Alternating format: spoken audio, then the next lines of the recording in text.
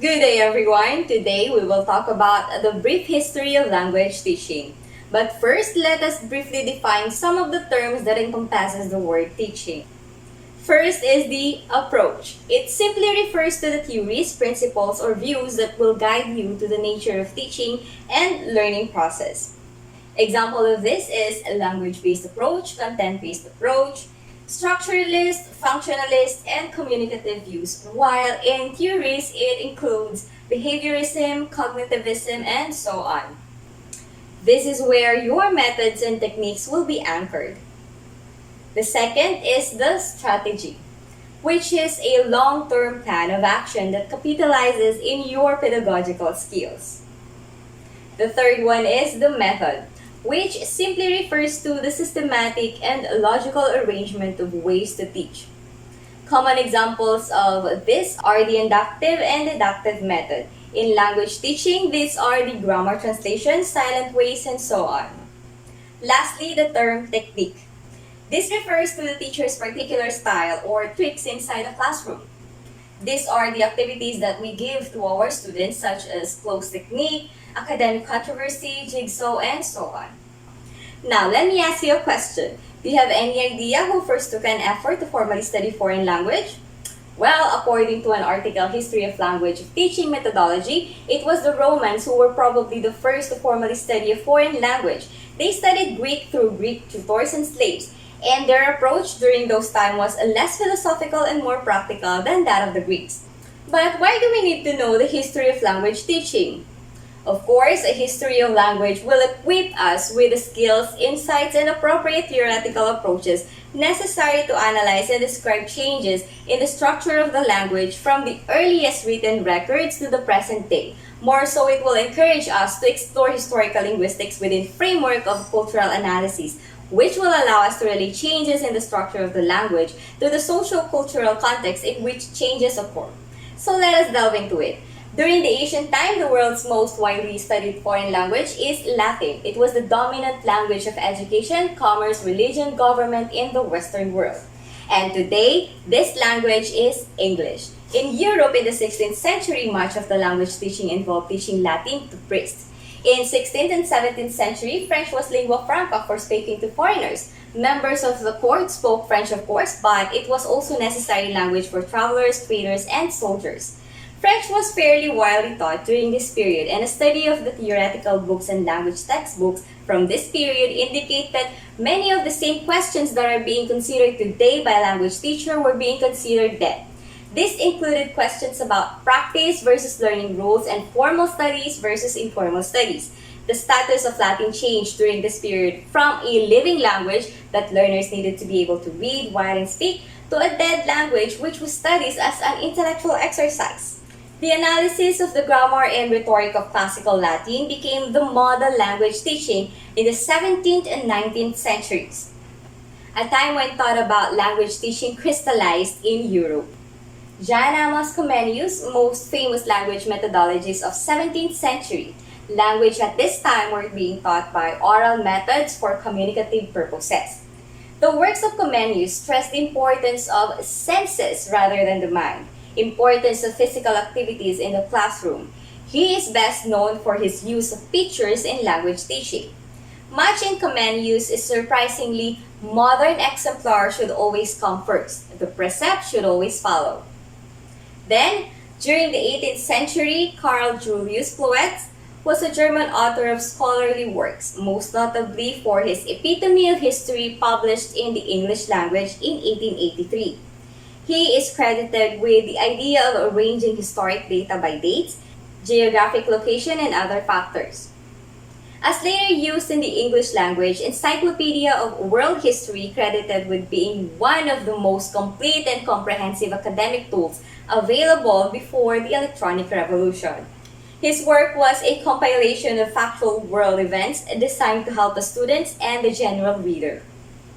The first English translation was in the US in 1883 by William H. Tillinghast and published by Houghton Mifflin Company. Then it was not before the year 1886 that linguist Wilhelm Viator, Henry Sweet, and Daniel Jones created the International Phonetic Alphabet for the phonetic description of sounds in different languages. The association was formed by French and British language teachers led by Paul Passy, and it was established in Paris in 1886. Both the organization and phonetic scripts are best known as IPA. The first official version of the alphabet appears in Passy, 1888. These teachers based the IPA upon the Romic alphabet of Henry Sweet, which was formed from phonotypic alphabet of Isaac Pitman and Alexander Jan Alice. Now let us take a look into the development of the different approaches and methods used in language teaching over the years. In approximately 1840s to 1940s, the emphasis was on learning grammar rules and vocabulary by rote memorization, translations, and practice in writing sample sentences. The sentences that were translated or written by the students were examples of grammatical points and usually had little relations to the real world. This method came to be known as the grammar translation method. Though some people tried to challenge this type of language education, it was difficult to overcome. The attitude that classical Latin and to a lesser extent Greek was a most ideal language, and the way it was taught was the model for the way language should be taught. When modern languages were taught as part of the curriculum beginning in the 18th century, they were generally taught using the same method as Latin. GTM was the dominant foreign language teaching method in Europe, and a version of it continues to be widely used in some parts of the world even today. However, even as early as mid-19th century, theorists were beginning to question the principles behind the grammar translation method. There was a greater demand for the ability to speak foreign languages, and various reformers began reconsidering the nature of language and of learning. Among of these reformers were two Frenchmen, C. Marcel and F. Kuhn, and an Englishman, T. Pendergast. Through their separate observations, they concluded that the way that children learned language was relevant to how adults should learn language. Marcel emphasized the importance of understanding meaning in language learning.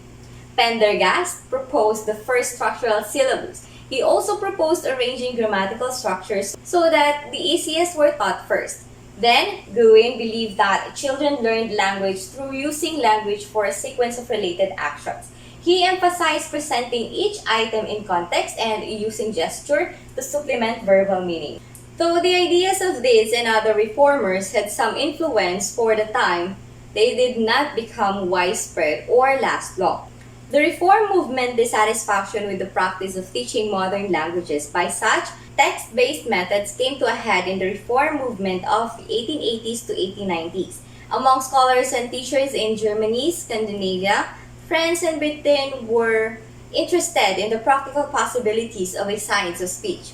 It began in the publication in 1877 of Henry Sweet. With its analysis of different sound systems, opened up the prospect of teaching speech systematically and escaping from the ancient dependence on text. In 1882, the German phonetician Wilhelm Viator of Germany expressed the growing impatience in the pamphlet, "Language Teaching Must Start Afresh," initially published under a pseudonym. Paul Passy of France is credited with the direct method. Linguists became interested in the problem of the best way to teach languages. These reformers included Henry Sweet of England, Wilhelm Viator of Germany, and Paul Passy of France, believed that language teaching should be based on scientific knowledge about language, that it should begin with speaking and expanding to other skills, that words and sentences should be presented in context, that a grammar should be taught inductively, and that translation should, for the most part, be avoided. These ideas spread and were consolidated in what became known as the direct method, 1890s to present, the first of the natural method. Direct method became popular in language schools, but it was not very practical with larger classes or in public schools. This method was further developed by Charles Berlitz, the grandson of Maximilian Berlitz, the founder of Berlitz Language Schools. According to this method, second language learning is similar to first language learning. There should be lots of oral interactions, spontaneous use of the target language, no translation is allowed, and little, if any, analysis of grammatical rules and syntactic rules. Then in 1921, Coleman Report recommended a reading-based approach to foreign language teaching for use in American schools and colleges. This emphasized the teaching of comprehension of text. Teachers taught from books containing short reading passages in foreign language, preceded by list of vocabulary. Rapid silent reading was the goal, but in practice, teachers often resorted to discussing the content of the passage in English. Those involved in the teaching of English as second language in the United States between two world wars used either modified direct method approach, reading-based approach, or reading oral approach, which was proposed by Daryan in 1972. Unlike the approach that was being developed by British applied linguists during the same period, there was little attempt to treat language content systematically. Sentence patterns and grammar were introduced. There was no standardization of the vocabulary or grammar that was included. Hence, between 1920s to 1930s, reading method was prominent in the US following the Committee of 12 in 1900 and following the Modern Foreign Language Study in 1928. The earlier method was similar to the traditional grammar translation method and emphasized the transference of linguistic understanding to English. Presently, the reading method focuses more on silent reading for comprehension purposes. Then, in 1941, the English Language Institute was established as the first language research and teaching program of its kind in the United States. Since its founding, the ELI has become a leader in language teaching, learning, and assessment, and in applied linguistics research, and in teacher education at the University of Michigan and throughout the world. While developments in other fields have at times had an effect on language teaching, in the field of psychology, behaviorism with its proponents Ivan Pavlov, John D. Watson, and B.F. Skinner has had a great effect on language teaching. Various scientists in the early to mid-1900s did experiments with animals, trying to understand how animals learn, and through animals, how humans learned. Behaviorism, along with applied linguistics, which developed detailed description of the differences between languages, had a great influence on language teaching. Theorists believe that languages were made up of a series of habits and that if learners could develop all these habits, they would speak the language well. Also, they believe that a contrastive analysis of language would be invaluable in teaching languages because points in which the languages were similar would be easy for the students. But points in which they were different would be difficult for students. And from these theories arose the Audiolingual Method, approximately between 1960s to 1970s.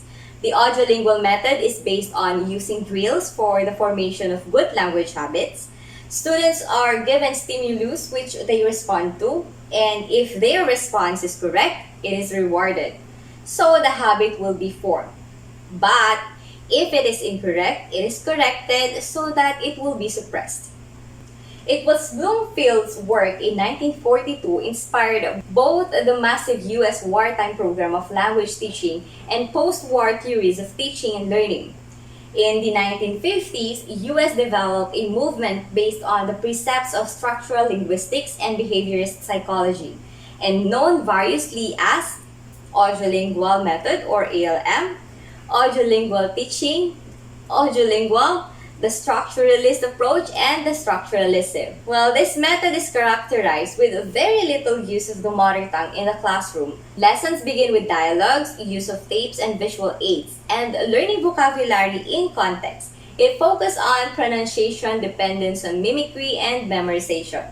According to this method, speaking and listening competences preceded reading and writing competences. Then, between 1960s to 1980s, structural situational language teaching, also known as PPP, was pragmatic version of audiolingualism. The key difference from the audiolingual approach was that the language presentation and practice was situationalized and so was always given social meaning, and speaking and listening were the most important skills. This approach gave rise to the idea of PPP, presentation, practice, and production. All the techniques of Audiolingual Method were used, but the famous situation was added. Then, at the end of 1960s and the beginning of 1970s, as reaction against the defects of the Audiolingual Method and taking as its theoretical base the transformational and generative grammar of Noam Chomsky, the so-called cognitive code approach became popular. According to this approach, the learning of a language consists in acquiring a conscious control of its structures and its phonetic, lexical, and grammatical elements. Above all, the study and analysis of these structures. It will be organized into coherent groups of knowledge. Once the student has reached a certain level of cognitive command of these elements, he will then develop almost automatically the ability and capacity to use the language in realistic situations. About the same year, 1970s, different approaches and methods in language teaching simultaneously developed. We have the Humanistic Approach, and the methods associated with this approach are: first, the Designer Approach by Noam Chomsky; second, Suggestopedia by Georgy Lozanov; and third, The Silent Way by Caleb Categno. Then we have the Counseling Approach with CLL or Community Language Learning Method, which was developed by Charles Arthur Currat. This gives emphasis on the relationship between teacher and student. This aimed to remove the anxiety from learning by changing the relationship between teacher and student. Last, for 1970s, the Comprehension Approach with the method Total Physical Response by James Asher. With this method, students respond to commands that require physical movement. Then came 1980s, interactive use of language teaching, to which CLT or communicative language teaching is anchored. It emphasizes interaction as both the means and the goal of the language teaching. Despite the criticism, it continues to be popular, particularly in Europe, where constructivist views of language learning and teaching in general dominated academic discourse. The classroom context is used to create activities to teach students to react in real-world situations. The students' motivation to learn comes from their desire to communicate in meaningful ways about meaningful topics. Although CLT is not as much as a method on its own as it is an approach, in recent years, task-based language learning or TBLL, also known as task-based language teaching or TBLT, or task-based instruction TBI, popularized by Enes Prabhu, has grown steadily in popularity. TBLL is a further refinement of CLT. It focuses on the use of authentic language and on asking students to do meaningful tasks using the target language, such as visiting a doctor, conducting interview, and so on. Of course, assessment is primarily based on task outcome rather than the accuracy of prescribed language forms.